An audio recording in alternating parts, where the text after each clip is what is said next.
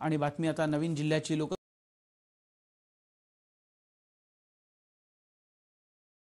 मंडळानं मंजुरी दिली आहे।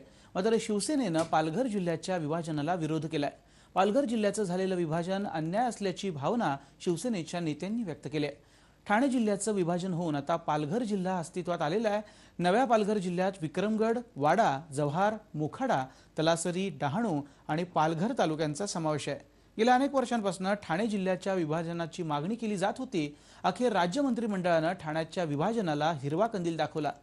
तलासरी, जव्हार आणि मोखाडा तालुक्यातल्या लोकांना पालघर हे जिल्हा मुख्यालय सोयीस्कर ठरणार असल्याचं कळतंय।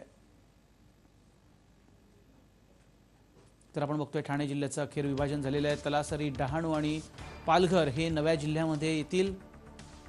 पालघर इथं जिल्हा मुख्यालय जे आहे ते बनणार आहे, त्यामुळे आजूबाजूच्या आदिवासी पाड्यांना, आदिवासी गावांना त्याचा फायदा होईल। गेल्या अनेक वर्षांपासूनची ही मागणी होती आणि ती अखेर पूर्णत्वास गेलेली आहे।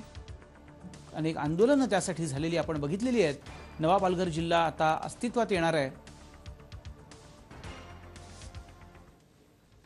गेल्या कित्येक वर्षापासून ठाणे जिल्ह्याचे विभाजन व्हावं म्हणून सगळ्या त्या ठिकाणी राजकीय पक्ष, त्याचप्रमाणे सामाजिक संघटना यांची जी प्रमुख मागणी होती ती आज निर्णय घेतला गेला आणि खऱ्या अर्थाने या ठिकाणी आज ठाणे जिल्ह्याचे विभाजन झालेलं आहे। एक आपण जर भौगोलिक दृष्टीने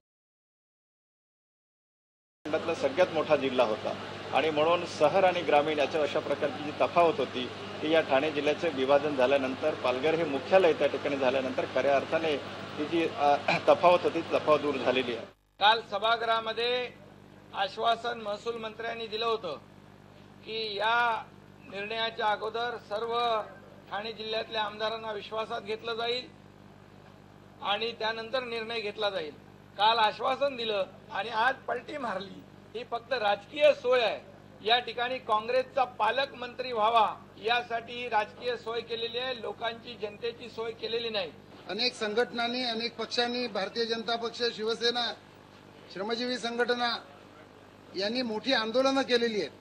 त्यामुळे जिल्हा विभाजन आवश्यक होतं। 1 कोटीपेक्षा जास्त लोकसंख्या ठाणे जिल्ह्याची झालेली आहे। म्हणजे ठाणे जिल्हा हा देशातला सर्वात मोठा जिल्हा आहे। याचं विभाजन अटळ होतं, पण हे विभाजन करताना ज्या पद्धतीनं घाईगर्दीमध्ये आज विभाजन झालेलं आहे हे मान्य होण्यासारखी गोष्ट नाही। आणि आता बातमी वारसाची। दिवंगत भाजप नेते गोपीनाथ मुंडे